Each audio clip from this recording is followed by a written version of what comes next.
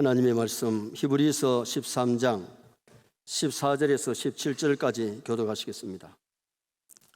우리가 여기에는 영구한 도성이 없으므로 장차 올 것을 찾나니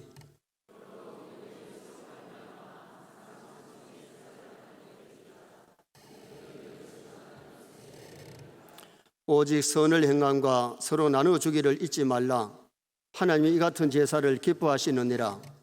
너희를 인도하는 자들에게 순종하고 복종하라. 그들은 너희 영혼을 위하여 경성하기를 자신들이 청산할 자인 것 같이 하느니라. 그들로 하여금 즐거움으로 이것을 하게 하고 근심으로 하게 하지 말라. 그렇지 않으면 너희에게 유익이 없느니라. 아멘. 한번 따라 하시겠습니다. 하나님은 이 같은 제사를 기뻐하시느니라. 오늘 본문은 하나님이 기뻐하는 제사, 신약으로 말하면 하나님이 기뻐하는 예배가 어떤 것인지를 말씀하고 있습니다. 그래서 오늘 낮에는 하나님이 기뻐하는 제사라는 제목으로 이 본문을 삼가하면서 은혜를 나누고자 합니다. 성도들의 삶은 하나님을 기쁘게 하는 삶을 사셔야 될 줄 믿습니다. 우리가 하나님을 기쁘게 하면 하나님도 우리를 기쁘게 해주세요. 사무엘상 2장에 보면 하나님을 존중히 여기는 자를 하나님이 존중히 여기고 하나님을 경멸하면 경멸히 여기리라고 말씀해 주셨어요. 에녹이 300년 동안 하나님을 기쁘시게 하고 동행하고 말씀대로 순종하고 믿음으로 사니까 하나님이 에녹을 기쁘게 해주는데, 다른 사람은 죽어서 천당 가는데 죽지 않고 하늘로 스카우트 해가셔서 천당 간 사람이 에녹이에요. 우리의 삶이 하나님을 기쁘게 해드리고 사람을 기쁘게 하면서 살아갈 수 있기를 주님의 이름으로 축원합니다. 남을 열받게 만들고 남을 괴롭게 만드는 것이 좋은 삶이 아니에요. 하나님을 기쁘게 해드려야지 하나님을 갖다 탄식하게 만들고 하나님을 괴롭히는 그런 삶을 살았다면 우리가 인생을 잘못 사는 거지요.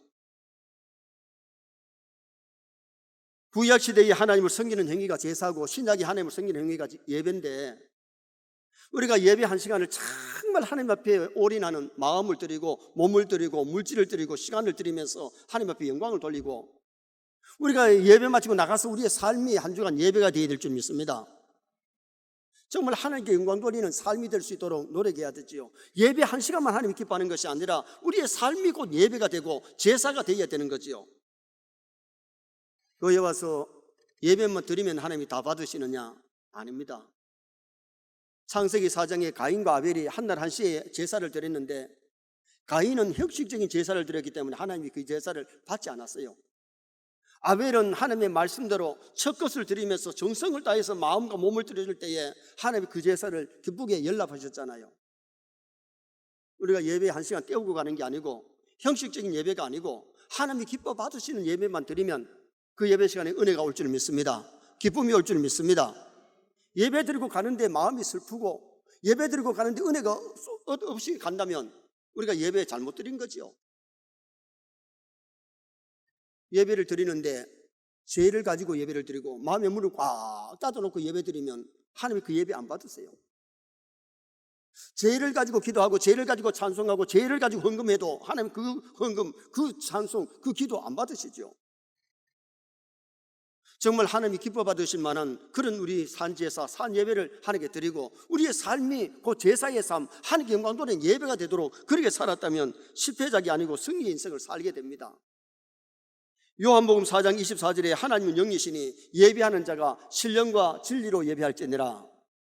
영이 뭐냐? 그 영은 하나님의 성령에 이끌려서, 진리는 말씀대로 예배 드릴 때에 하나님께서 우리에게 풍성한 은혜를 더해주시는 역사가 일어납니다. 창세기 12장에 보면 아브라함은 가는 곳마다 먼저 하나님 앞에 제단을 쌓아요. 하나님께 제사를 드렸어요. 그게 성도의 기본이니까요. 가는 곳마다 제사를 드렸는데, 한 번은 하나님께 제사를 드리는데 하나님이 3년 된 암소, 3년 된 수양 잡아서 하나님께 제사 드리라 그래서 말씀대로 3년 된 것을 가지고 제사를 드려요. 소와 양과 염소도 각을 띄고 했는데 새는 작다고 해서 각을 띄지 않았어요. 그리고 제사를 드리는데 하늘에서 불이 떨어져서 제물을 살려야 되는데 솔개가 날아와서 휘휘 돌면서 제물을 물러가려고 오니까 후야 새 쫓는데 정신없이 새 쫓다가 날이 저물어 갑니다. 깜빡 잠이 들었는데 천지가 캄캄하면서 마음에 두려움이 옵니다. 하나님 음성이 들려오기를 네 자손이 400년 동안 이방에 객이된다. 이방 나라에 가서 객이될 것을 예고받고 야곱 때에 내려가서 이방에서 430년 동안 애굽에서 노예 생활하다가 그들이 돌아오게 됐잖아요. 그런데 날이 저물면 유대 나라는 그 다음 날입니다. 그 다음 날 캄캄할 때에 하늘에서 불이 임하는데 쪼갠 고기 사이로 불이 임합니다. 그런데 거기에 쪼개지 않는 고기 사이로 임했다는 말이 아니고 쪼갠 고기 사이로 하나님의 불이 임하는 모습이 나오는데 봐요.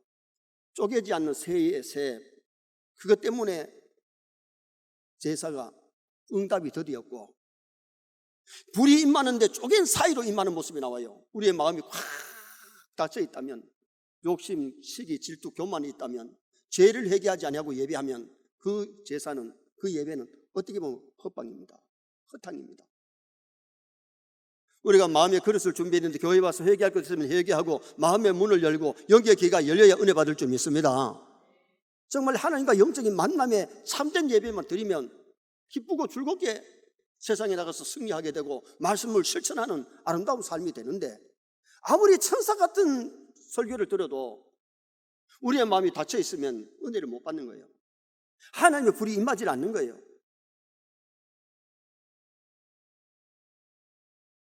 예배는 형식적으로 드리지 말고 마음과 정성을 다해 성품을 다해서 인간 중심이 아니라 하나님 중심, 말씀 중심으로 예배할 수 있기를 주님의 이름으로 축원합니다. 그래서 로마서 12장 1절에 너희 몸을 하나님이 기뻐하시는 거룩한 산 제사로 드리라. 이는 너희의 드릴 영적 예배니라. 우리의 몸과 마음을 온전히 드리는. 구약에는 제물을 드렸지만은 신약에는 예수님이 제물 되시기 때문에 이제 제물이 필요 없어요. 물론 우리가 헌금을 드리지만은 우리의 몸과 마음, 시간을 바쳐서 하나님 앞에 올인하는 아름다운 예배를 드릴 수 있도록 힘쓰셔야 되는데, 그러면 오늘 본문이 말씀하는 하나님 기뻐하는 제사가 어떤 거냐? 첫째는 찬미의 제사를 하나님이 기뻐하시는 줄 믿습니다. 찬미의 제사. 자, 15절 말씀을 다 같이 읽겠습니다. 그러므로 우리는 예수로 말미암아 항상 찬송의 제사를 하나님께 드리자. 이는 그 이름을 증언하는 입술의 열매니라. 여기 찬미의 제사는 하나님께 예배, 하나님께 영광 돌리는 시간, 하나님을 찬송하는 것. 성도는 예배를 통해서 하나님께 영광을 돌리고 하나님께 찬송을 드려야 돼요.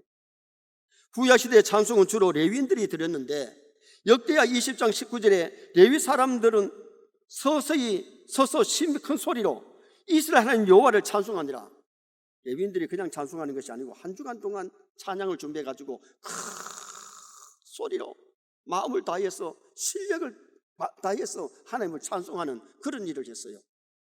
구약에는 성전에서 주로 레위인들이 찬송했는데, 오늘날은 우리가 예수님이 십자가에 죽으실 때에 성전 휘장이 찢어지고 누구든지 예수님의 이름으로 찬송할 수 있고 기도할 수 있고 하나님 앞에 나가서 예배할 수 있는 자격을 우리에게 주셨어요. 감사하시기 바랍니다. 바로 활용하셔야 돼요. 기도할 수 있는 자격, 예수님의 이름으로 찬송할 수 있는 자격, 예배할 수 있는 자격을 줬는데도 우리가 예배를 바르게 못 드리면 우리의 책임이잖아요. 찬미의 제사를 하나님께 올릴 수 있는 그런 아름다운 성도가 되어야 되는데, 15절 말씀에 그러므로 우리는 예수로 말미암아 항상 찬송의 제사를 하나님께 드리자. 우리는 찬송의 제사를 하나님께 드려야 돼요. 예수님이 대제사장이 되었기 때문에 우리는 만인 제사장이 되었어요. 그러므로 우리의 입술로 유행가나 세상 낙음악을 부르는 것이 아니라 찬송을 통해서 하나님께 영광을 돌려야 되고 복음송을 통해서 우리가 전도해야 되죠. 교회 와서 찬송하던 사람이 밖에 나가서 유행가를 부르고 락음악을 부르고 그것도 어울리질 않아요. 그래서 야고보서 3장 10절에 한 입으로 찬송과 저주가 나는도다. 내 형제들아, 이것이 마땅치 아니하니라. 찬송하다가 유행가하다가 축복하다가 저주하다가 그런 입술이 되면 안 된다는 거죠. 한 샘에서 단물과 쓴물이 나올 수 없다는 겁니다. 그래서 오늘 우리 세네 성도들은 할 수만 있다면 찬송을 많이 하시기 바랍니다. 찬송하면 스트레스가 물러가고, 찬송하면 우울증이 물러가고, 내 육체도 건강해질 뿐만 아니라 영혼이 건강해지는 그런 은혜 역사가 일어나게 되잖아요. 찬미의 제사를 언제 드리느냐? 찬미의 제사를 시편 100편 2절에 보니까 기쁨으로 여호와를 섬기며 노래하면서 그 앞에 나갈지니라. 하나님 섬기는 것이 예배 시간인데 예배 시간에 우리는 하나님께 영광을 돌려야 돼요. 정말 우리가 찬송은 사람에게 드리라고 하는 게 아니고 하나님께 올려드리는 거예요. 그래서 입을 다물고 있는 것이 아니라 찬송 시간에 찬양해야 됩니다. 찬송하시기 바랍니다. 정말 찬양을 하나님께 올인할 수 있도록 노력하셔야 되는데, 찬미 예수라는 찬양집을 낸 최용덕, 아마 그분이 전도사님인 것 같은데, 최용덕 전도사님이 찬양을 인도하는데 손뼉 치면서 찬양을 하는데 한 사람이 자기 뺨을 착착착착 때리면서 찬양을 하고 있어요. 왜? 한쪽 손을 못 쓰니까, 이게 같이 안 되니까 자기 뺨을 때리면서 찬양하는 걸 보고 이 전사님이 감동을 받은 거예요. 여러분, 손뼉 치는 것은 이거는 괜찮은데 안 아픈데 뺨을 치면 뺨이 아픈 겁니다. 얼굴이 팍 피가면서 탁탁탁 치면서 찬양을 하면서 하나님을 기쁘게 하려고 노력하더라는 거죠. 전에 우리 교회에 부흥회를 인도했던 배 목사님은, 배재철 목사님은 부흥회를 인도하면서 찬양 인도할 때 개다리 춤을 추면서 마이크 잡고 찬양하잖아요. 그 목사님이 그런 얘기를 하시더라고요. 한 번은 어느 곳에 집회를 갔는데 이 한센병으로 이 손마디를 잃어버린 사람이 찬양할 때 막 이렇게 찬양하더라는 거예요. 나는 건강한데 몸으로 찬양해야 되겠다. 그때는 마이크를 잡고 막 열심히 찬양하면서 그렇게 찬양 일들을 하는데, 하루는 어느 교회에서 찬양을 인도하는데 뒤에서 사모님이 막 서가지고 막 이렇게 하더라는 거예요. 얘한테 맡겨놨으면 가만히 있지 왜 갖다가 자기가 막 하는, 더 열심히 막 했대요. 했는데 왜 사모님이 그랬느냐 하면, 바지 자크가 내려와가지고 와이사스가 지금 희잖아요. 와이사스가 티 나오니까 사모님은 그것 좀 자꾸 올리라고 이러는데 못 알아들은 거예요. 그러니까 막 더 열심히 막 하니까 그것이 막 보이잖아요. 여러분, 우리 하나님을 찬양할 때에 어린아이같이 찬양해야 될 줄 믿습니다.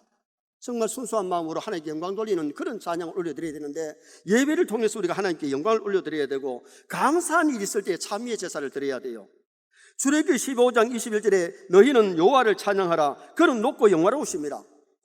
홍해를 걷는 다음에 얼마나 감사한지, 미리암이 나와가지고 막 춤을 추니까 소고를 치면서 막 여자들만 아니고 남자들까지 함께 찬양하며 영광 돌렸던 시간이 홍해를 걷는 다음에 아름다운 찬양을 하나님께 올려드렸지요. 누가복음 1장 46절에 내 영혼아 주를 찬양하며 마리아에게 메시아 탄생을 얘기했을 때에 그 마리아가 하나님께 가득 찬송을 부르는 모습이 나와요. 그 다음에 또 하나는 힘들고 어려울 때도 우리는 찬송미의 제사를 드려야 돼요.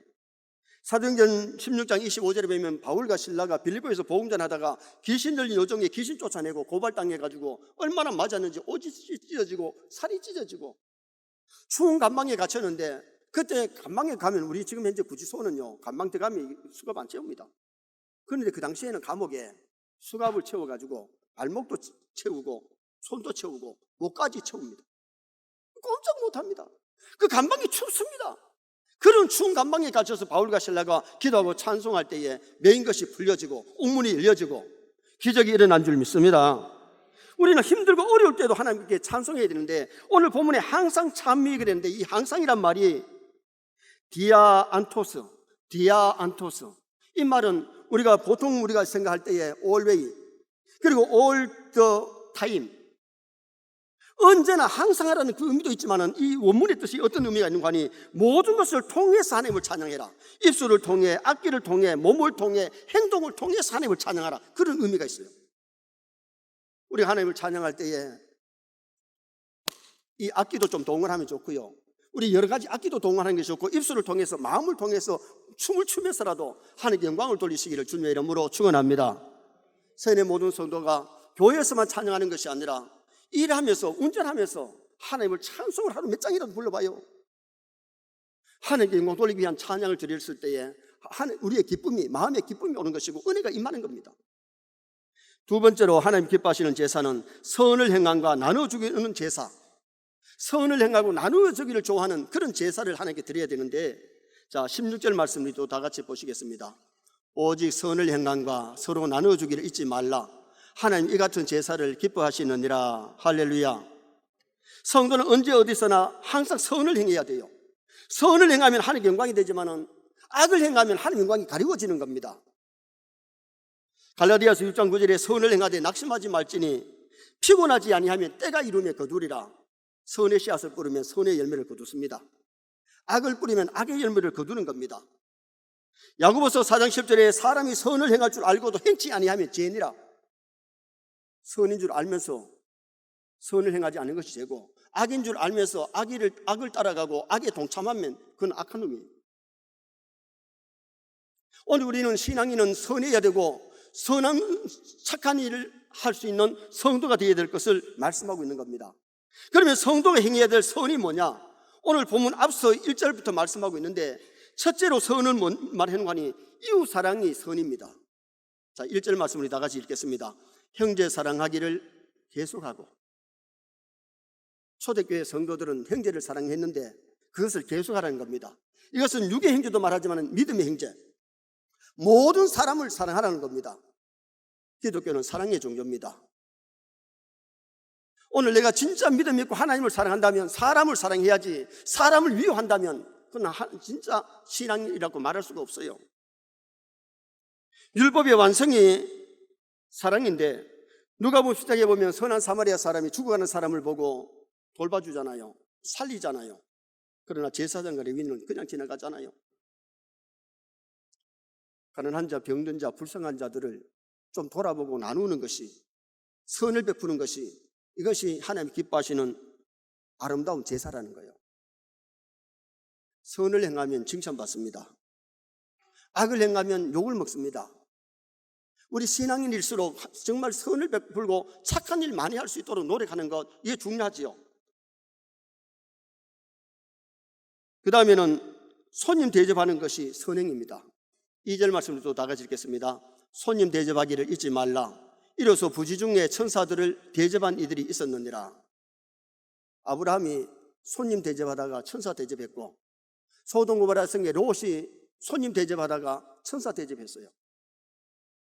사르반 여인이 손님 대접하다가 엘리사 대접하고 3년 6개월에 자기 가정에 기적이 막 일어나고 기름병에 기름, 밀가루통에 밀가루가 계속되는 복을 받았던 모습이 나타나요. 왜 그것을 성경에 기록했을까요? 오늘날 또 우리가 할 수 있다면 손님 대접하고 남들에게 대접하는 것, 우리 예수님은 그렇게 말씀하셨어요. 소자 하나에게 냉수 한 그릇이라도 그 상을 잃지 아니하리라. 여러분 집에 찾아오는 손님한테 차 한 잔 대접도 하나님은 기억해 주시겠다는 겁니다. 냉수 한 그릇이라도 기억하시겠다는 겁니다. 그래서 우리가 할 수만 있다면 남을 대접하고 남에게 나누어 주고 베푸는 것, 이런 일을 하는 것이 하나님이 기뻐하는 일이라는 거죠. 사도행전 16장에 보면 루디아가 바울을 자기 집에 유하게 만들잖아요. 남의 나라에 와가지고 집도 없고 또 바라지 해주는, 밥 해주는 사람도 없는데 자기 집에 유하게 하면서 대접했더니 그 가족이 다 세례받고 구원 얻는 역사가 루디아의 가정에 임했고, 빌립보 교회의 개척 멤버가 되어서 성경에 아름다운 인물로 남아있는 사람이 루디아입니다. 빌립보에 가보면 루디아가 살았던 집이 지금 교회가 됐잖아요. 많은 관광객들이 와서 보고 가잖아요. 그리고 또 하나는 혼인을 기이 여기는 것이 선행입니다. 자, 4절 말씀 또 다 같이 읽겠습니다. 모든 사람은 결혼을 기이 여기고 친소를 더럽히지 않게 하라. 음령하는 자들과 간음하는 자들을 하나님이 심판하시리라. 모든 사람은 결혼을 기이 여기라. 결혼하지 않는 대상과 잠자리를 같이 하면 그것은 음령이고 간음이라는 겁니다. 음령하고 간음하는 죄를 지으니까 성군 다윗도 하나님이 징계하셨잖아요. 그래 오늘 우리가 결혼한 부부가 성관계를 하는 것은 성스러운 거예요. 그게 범죄가 아니고 더러운 게 아니에요. 그러나 결혼하지 아니한, 하나님이 허락하지 않은 대상끼리 남의 남자 남의 여자하고 관계를 맺는 것은, 그것은 하나님 앞에 음령이고 간음이라는 겁니다. 그것을 하나님이 심판하시겠다고 오늘 본문의 성경에 몫을 받고 있는 말씀이거든요. 그래서 우리 신앙인들은 마지막 때에 참 조심해야 될 것은, 세상 사람들은 눈만 맞으면 러브 호텔로 돌아다니면서 많은 사람이 범죄합니다. 엔조이합니다. 그러나 그것은 제약이기 때문에 그런 제약을 끊어버리고 구별되게 거룩하게 아름답게 살아가는 그런 우리 성도가 되어야 될 것을 성경이 이렇게 말씀하고 있어요. 루벤이 야곱의 맏아들로 태어나가지고 건강한데, 그러나 그가 저주받았던 이유 중에 하나가 계모를 건들잖아요. 아비의 친상을 더럽혔잖아요. 그것 때문에 복이 넘어가 버리고 돌아오지를 않았어요. 오늘 우리가 마지막 시대에, 이 음란한 시대에 죄악에 물들지 말고 구별되게 깨끗하게 살아가시기를 주님의 이름으로 축원합니다. 또 하나 선행이 뭐냐? 돈을 사랑하지 않는 것이 선행입니다. 5절 말씀 또 보시겠습니다. 돈을 사랑하지 말고 있는 바를 족한 줄로 알라. 그가 친히 말씀하시기를 내가 결코 너희를 버리지 아니하고 너희를 떠나지 아니하리라 하셨느니라. 여러분, 정당하게 돈을 벌고 정당하게 쓰면 하나님이 떠나지 않고 복을 주시는데, 지나치게 돈을 사랑하다 보니까 도둑질도 하고 게하시처럼 되고 아간처럼 되는 거예요. 그럼 덩어리 훔치잖아요. 돈을 사랑하면 만족함이 없습니다. 돈은 1억 있어도 만족하지 않고 10억 있어도 만족하지 않는 것이 세상의 돈입니다. 그래, 돈을 사랑하면 하나님의 말씀대로 바르게 살 수 없고 선을 행할 수 없기 때문에 돈을 사랑하지 말고 돌고 도는 것이 돈입니다. 돈은 돈입니다. 목사님, 나는 집에 처박아가지고 아니면 은행에 내어놓고 안 돌립니다 할지 모르지만 돈은 돌고 도는 것이 돈인데, 정말 우리가 믿음으로 살면 하나님이 돈도 주실 줄 믿습니다. 물질의 축복도 하나님 주신단 말이죠. 말씀대로 살면. 그래서 오늘 우리가 이 돈을 너무 사랑하다 보면 하나님의 말씀대로 못 사는데, 예수님이 뭐라 그래요? 부자가 하나님 나라에 들어가기가 낙타가 바늘기로 들어가는 것보다가 쉽다. 여러분, 바늘기 하니까 우리나라 바늘 이렇게 좀 안한 거 생각하는데 거기 어떻게 낙타가 들어가겠어요? 이 바늘기는 그 당시 유대 나라에 낙타가 기면은 겨우 갈 수 있는 바늘기가 있었어요. 그러면 부자는 하도 못 들어간다는 말씀이 아니에요. 나라에 들어가기 어렵다는 말씀을 하세요. 그럼 여러분 보세요. 아브라함도 부자였고 욥도 부자였고 야곱도 부자였고 솔로몬도 부자였는데, 그럼 그 사람들이 못 들어가느냐? 아니에요. 오늘 우리가 믿음의 부자 되고 물질의 부자 되면 될 줄 믿습니다. 믿음 없이 지나치게 돈을 사랑하고 세상의 것 사랑하면 선을 행할 줄도 모르고 그것 때문에 걸려가지고 가룟 유다같이 되기 쉽단 말이죠. 그래서 돈을 사랑함이 악의 뿌리라고 성경은 말씀하고 있거든요. 우리 한국에서 부자 소리를 들으려면 돈이 얼마나 있어야 부자 소리 듣느냐? 얼마 전에 TV에 나오기를 109억 이상이 돼야 부자 소리 듣는데요. 109억. 그러면 110억 이상이 돼야 된다는 말 아닙니까? 몰라요. 여기 110억 있는지는 모르겠는데, 진짜 세상에서 부자 소리 듣는 분이 있는지 모르겠는데, 여러분 부자 좀 되시면 좋겠어요. 아멘. 한 사람만 될지어다. 성령교회에서 좀 부자 많이 나왔으면 좋겠습니다. 믿음의 부자도 되고 물질의 부자도 가난한 것보다는 낫잖아요. 아브라함같이 이삭같이 부자 되어야 돼요. 그러면 여러분 가난한 것을 자랑거리는 아니잖아요. 부자 되어서 선한 일 많이 하고 하나님 기뻐하는 일 많이 하면 하나님께서 상급이 크지만은 많이 묻어놓고 하나님을 위해서 쓸 줄 모르고 남을 위해서 쓸 줄 모르고 자기만 웃게 잡고 있었다면 그거 가지고 물질 가지고 칭찬받을 수는 없어요. 물질도 하나의 은사인데 은사를 잘 활용할 수 있도록 노력하는 것이 굉장히 중요하지요. 선을 행함과 나눠주기는 제사가 필요한데 이웃 사랑하기를 계속하고 손님 대접하기를 하는 것이 선행이고 혼인을 귀하게 여기는 것이, 결혼을 귀하게 여기는 것이 그것이 선행이고, 또한 돈을 사랑하지 않는 것이 선행이다. 그것을 오늘 성경이 말씀하고 있어요. 마지막 세 번째로 하나님 기뻐하는 제사는 주의 종들을 협력하는 것이 하나님 기뻐하는 제사다. 자, 17절 말씀 또 다 같이 한번 읽으시겠습니다. 너희를 인도하는 자들에게 순종하고 복종하라. 그들은 너희 영혼을 위하여 경성하기를 자신들이 청산할 자인 것 같이 하느니라. 그들로 하여금 즐거움으로 이것을 하게 하고 근심으로 하게 하지 말라. 그렇지 않으면 너희에게 유익이 없느니라. 영혼을 인도하는 지도자들에게 순종하고 복종해라. 그렇지 않으면 너희에게 유익이 없다. 여러분, 여기는 단순히 목회자만 얘기하는 게 아니고 주일학교 교사들에게도 마찬가지예요. 말씀을 가르치고 믿음을 지도해주면 거기에 가르침을 잘 따르고 순종해야 믿음이 자라잖아요. 구역장이 세워졌으면 구역장의 인도를 좀 따르고 협력하는 것이 그게 믿음인데, 구역장을 시시하게 여기고 따르지 아니하면 하나님의 위계 질서는 범하는 겁니다. 그래서 우리가 신앙생활 할 때에 너희를 인도하는 자에게 순종해라. 그렇지 않으면 너희에게 유익이 없다 그랬는데, 비협력하면 영적으로도 육적으로도 도움이 될 게 아무것도 없습니다. 민수기서에 보면 이스라엘 백성들이 가나안을 향해 갈 때에 하나님이 지도자 모세를 세웠어요. 그런데 홍해를 건너고 많은 기적을 봤는데도 조금만 힘들면 모세를 원망하고 비방하고 그랬지요. 그러니까 모세가 인도하면서 어떨 때는 죽고 싶을 만큼 힘들 때가 있었어요.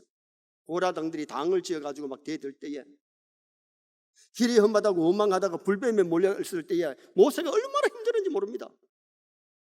12명이 가나안 정탐하고 왔는데 갈렙과 요수아는 좋은 복을 했지만은 10명이 불평하고 비평할 때에 백성들이 막 밤새도록 잠 안 자고 원망할 때 얼마나 힘들었는지 모릅니다.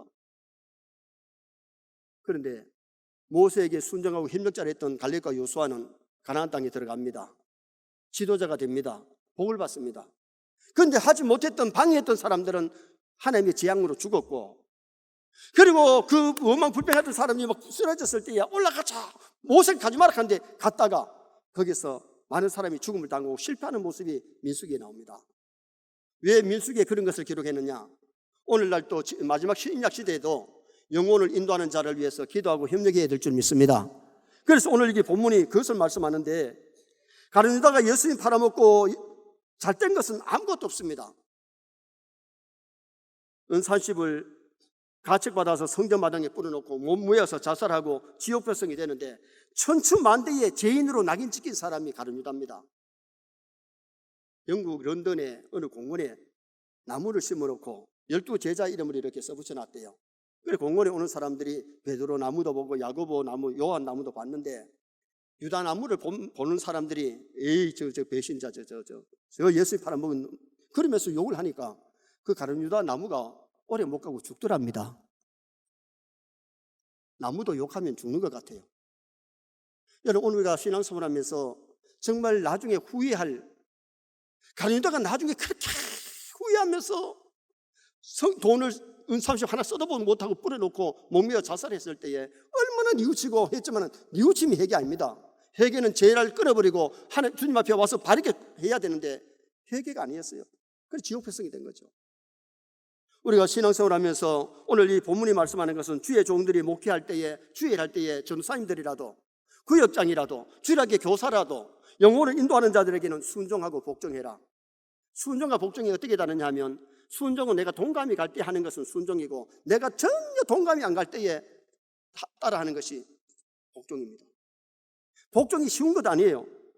그래서 우리가 자존심이 상해도 나만이 엘리사에게 왔을 때에 요단강에서 모욕하라 그러니까 자존심 상해서 돌아가려고 했는데 부하의 말을 듣고 들어가서 순종했더니 아이의 살길같이 깨끗하게 낫는 역사가 일어났잖아요. 이 복종이라는 단어가 히페이크, 자신의 의지, 감정, 생각을 너무 주장하지 마라. 여러분, 우리가 복종할 사람이, 순종할 사람이 자기 주장, 자기 생각을 너무 주장하면 지도자에게 순종이 안 되는 거예요. 그리고 오늘 많은 사람이 교회를 다니면서도 어느 정도 순종을 하는데 복종은 전혀 안 하는 사람들이 많고, 그러다 보니까 자기 직분도 바르게 못 감당하는 사람들이 오늘 교회 안에 많다는 겁니다. 그래서 오늘 여기에 바울 사도는 흩어져 있는 교회 성도들에게, 너희를 인도하는 자들에게 순종하고 복종해라. 그리고는 즐거움으로 이것을 하게 해라. 목회를 할 때에, 주일을 할 때에 즐거움으로 하게 해라. 갈라디아서 6장 6절에 갈라디아 교회에 주시는 메시지는 가르침을 받는 자와 모든 좋은 것을 함께 하라. 그러면서 위에서 기도하고 협력하면 자신이 은혜 받고 자신이 잘 될 뿐만 아니라 교회가 잘 되는 역사가 일어나기 때문에, 엄마가 감기에 걸려서 젖을 먹이면 아이가 감기에 걸리는 겁니다. 간염이 걸린 엄마가 젖을 주면 아이가 감기 걸리는 겁니다. 엄마가 막 불안해가지고 막 열이 받치는 그런 마음을 가지고 젖을 주면 아이가 얹히든지 아니면 푸른 똥을 쌉니다. 그러므로 오늘 이게 본문에는 너희들이 그렇지 아니하면 너희에게 유익이 없다는 말은 영혼에도 육체에도 유익이 안 된다. 그렇기 때문에 협력하고 기도하고 복종하는 그런 삶을 살아라. 그것을 말씀한 거예요. 그리고 근심으로 하게 하지 마라. 원망 불평하지 마라. 엘리사가 지나갈 때에 42명의 청소년이 나와가지고 대머리여 올라가라, 대머리 올라가라. 너희 선생님은 하늘로 올라갔는데 너희는 왜 못 올라가는 그 말이에요. 그랬더니 처음에는 야들아 그러지 마라 다 이랬는데 계속 따라오면서 그러니까 한번 저주했는데 암곰 2마리가 나와서 42명의 아이들을 물고 던졌어. 그 아이들이 죽음을 당한 사건이 열왕기하 2장에 나와요. 왜 그것을 기록했느냐? 하나님은 하나님이 일하는 하나님의 한 종을 42명의 청소년보다 더 귀하게 여긴 겁니다. 왜 영혼을 인도하는 자들에게 순종하라 그러느냐? 하나님의 일을 하기 때문에. 아멘입니까? 하나님이 일을 하고 하나님이 들어 쓰시기 때문에 순종하고 복종해라. 그리고는 근심으로 하게 하지 말고 너희들이 기쁨으로 일할 수 있도록 해라. 그것을 여기 본문에서 말씀하고 있어요. 하나님 우리에게 은혜와 복을 주실 때에 직접 그 가정에 그 사람에게 복을 주시는 경우가 오베드에돔이 복받을 짓을 하니까 그 가정에 그 사람에게 복을 주셨어요. 그다음에 주의 종들을 통해서 말씀을 주시고 해주시는데 민수기 성경에 보면 제사장들의 축복문이 나오고 고린도후서 13장 13절에는 목사들이 축복하는 축복의 문에 축복이 나와요. 그리고는 또 교회를 통해 복을 주시는데 시편 128편 5절에 여호와께서 시온에서 내게 복을 주실지어다. 교회를 통해서 우리에게 은혜와 복을 주세요. 그래서 우리가 교회 생활 잘하면서 주의 종들의 신앙의 지도를 잘 받고 그리고는 정말 하나님 주시는 은혜와 복을 받을 수 있는 그런 복받을 일을 할 수 있는 성도가 되도록 애쓰는 것이 굉장히 중요합니다. 결론을 짓습니다. 오늘 하나님 기뻐하시는 제사, 찬미의 제사를 기뻐하시고 선행을 행하는 것을 기뻐하시고 주의 종들 협력하는 것을 기뻐하기 때문에 이런 제사를 하나님 앞에 갈 때까지 할 수 있기를 주님의 이름으로 축원합니다.